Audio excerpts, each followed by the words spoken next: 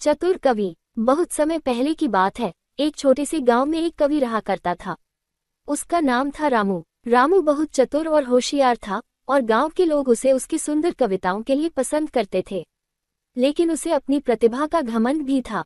एक दिन गांव में एक राजा आए। उन्होंने सुन रखा था कि इस गांव का कवि बहुत अच्छा है, इसलिए उन्होंने रामू को दरबार में बुलाया।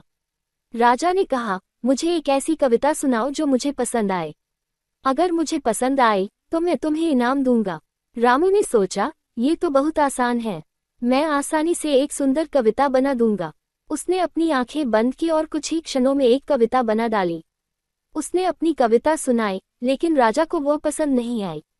राजा ने दूसरी बार कहा, मुझे एक ऐसी कविता चाहिए जो मुझे सच में खुश कर दे। रामू ने फिर कोशिश की, लेकिन इस बार भी राजा को वो कविता पसंद नहीं आई। इस बार राजा ने गुस्से में कहा, अगर तुम मुझे एक अच्छी कविता नहीं सुना सके तो मैं तुम्हें सजा दूंगा। रामू बहुत परेशान हो गया। उसने सोचा कि अब वो क्या करे। तभी उसे एक विचार आया। उसने कहा, राजा जी, आपकी कृपा से मैं एक कविता लिखूंगा, लेकिन उसके लिए मुझे आपकी मदद की जरूरत है।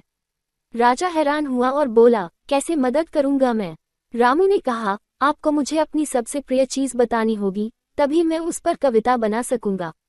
राजा ने सोचा और कहा, मेरे लिए मेरी राजकुमारी सबसे प्रिय है। रामू ने तुरंत कविता बनानी शुरू की। उसने राजकुमारी की सुंदरता, दयालुता और उसके व्यवहार के बारे में बातें की। उसकी कविता सुनकर राजा बहुत खुश हुआ। उसने कहा, ये तो अद्भुत है, तुमने मेरी राजकुमारी को बहुत सुंदर शब्दों में प्रस्तुत किया है। राजा ने रामू को पुरस्कार दिया और उसका नाम गांव में प्रसिद्ध कर दिया।